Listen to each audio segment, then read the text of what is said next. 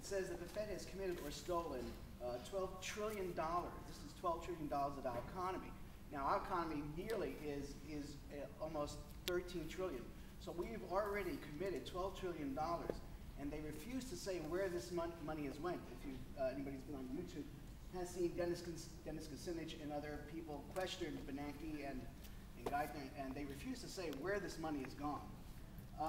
Now, Ron Paul has a bill in the House, H.R. 1207, for auditing the Fed. Do you support that?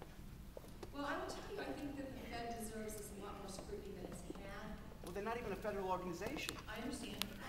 And there was an amendment that we have these ridiculous message amendments that we vote on during, last week we did what you thought was a budget bill, but candidly it's not really a budget bill because all it is an internal document for the Senate that is wide categories of spending, but because of the really weird rules around this particular bill, you get to offer any amendments you want. And we sit there for 12, 15, 16 hours and vote on all of them. Most of them have nothing to do with the budget. I mean, most of them have to do with, you know, foreign policy or gun control or lots of different things, or no gun control, I should say, because everyone wants to make sure. And that's the other thing, let me tell you, I don't know how many of you are getting messages that President Obama is going to arrive at your doorstep any minute to take your guns. I can assure you he is not. He's not interested.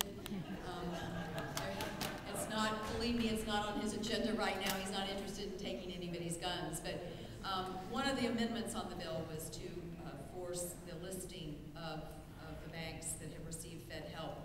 I know why they don't want to do it. They think it stigmatizes the banks and that we want people to have confidence in the banks right now. But I think the overriding concern for public knowledge and public funds trumps that.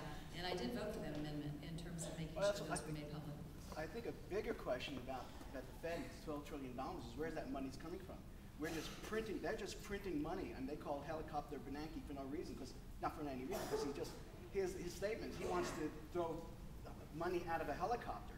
They've been printing money in Washington for a long, long time. And this is going to create a tremendous amount of inflation. Yeah. Well, and I think we're all, I think that we are very focused on inflation. We are very focused on unemployment. We are very focused on deficit spending.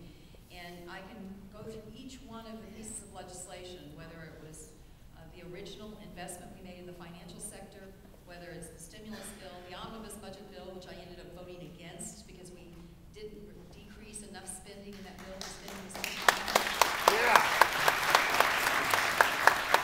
And like the budget outline we passed last week, I don't think people realize this. If you take out the money we're increasing in spending for veterans, because it's time we kept our word to veterans.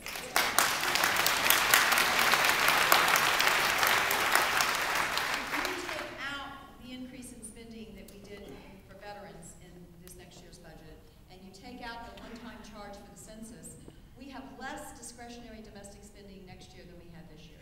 So we've actually decreased the discretionary part of domestic spending in the budget for next year. Whereas the omnibus budget bill that was actually spending, I voted against it because it increased that spending by 8%, which is way too high right now. So we all are focused on that. I will tell you, I think that Ron Paul, I understand his positions. I think some of them are extreme and would create more harm than they would good.